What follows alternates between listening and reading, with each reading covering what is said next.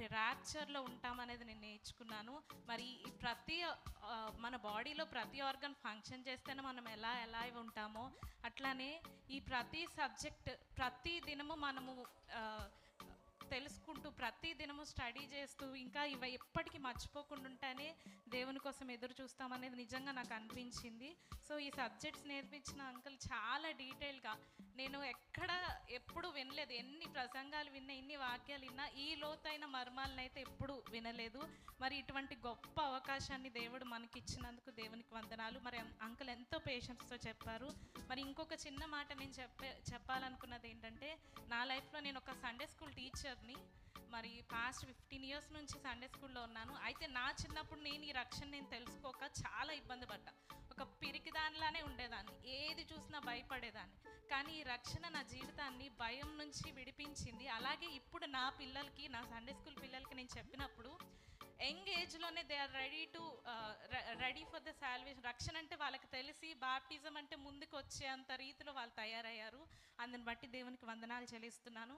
లాస్ట్కి ఒక్క మాట చెప్పి నేను ముగించాలనుకున్నాను. ఏంటంటే, వేల కొలది వెండి బంగారు నాణెముల కంటే నీవిచ్చిన ధర్మశాస్త్రం నాకు మేలు అని దావీదు చెప్తారు. ఈ మాట నేను ఎందుకు చెప్పాను అని అంటే, నేను ఎంఎస్సీ చేశాను. నాకు ఎంఎస్సీలో 3 gold medals ఉన్నాయి. గవర్నర్ దగ్గర నుంచి నేను మెడల్ తీసుకున్నప్పుడు కూడా నాకు ఇంత సంతోషం అనిపించలేదు.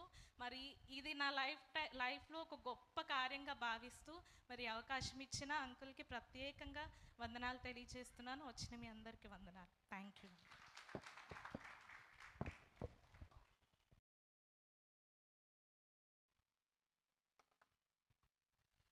థ్యాంక్ యూ అమ్మా, గాడ్ బ్లెస్ యూ. నిజంగా సెక్యులర్ స్టడీస్కి, థియోలాజికల్ స్టడీస్కి నేను అందుకే అటువంటి సెక్యులర్ స్టడీస్లో గ్రాడ్యుయేషన్ తీసుకున్నప్పుడు చాలా ఆర్భాటంగా ఉంటుంది. కుటుంబాలు సభ్యులుగా వెళ్ళిపోతారు, ఫ్యామిలీస్గా వెళ్ళిపోతారు, చాలా గ్రాండ్గా సెలబ్రేట్ చేస్తారు. బట్ థియోలాజికల్ స్టడీస్ అనగానే వందలేండి, వెళ్ళొచ్చేయండి, లేకపోతే సింగిల్గానే వచ్చేయడం, ఫ్యామిలీస్ రారు. ఎందుకనంటే ఇది గొప్పగా వాళ్ళు ఫీల్ అవ్వట్లే. చాలా విషాదకరమైన విషయం. సెక్యులర్ స్టడీస్ ద్వారా నిత్యత్వం రాదు. మరి దానికి అంత ఆర్భాటం చేస్తే నిత్యత్వానికి సంబంధించిన ఈ దైవజ్ఞానం ద్వారా ఇంత కృప పొందుకుంటే దాన్ని బట్టి దేవుని మహిమపరచడానికి ఎందుకు కుటుంబాలు రారు? సో దాన్ని బట్టి మనకు అర్థమవుతుంది దేవుని జ్ఞానం పట్ల మరి వారి ఎంత ఆసక్తి ఉన్నది అనేది.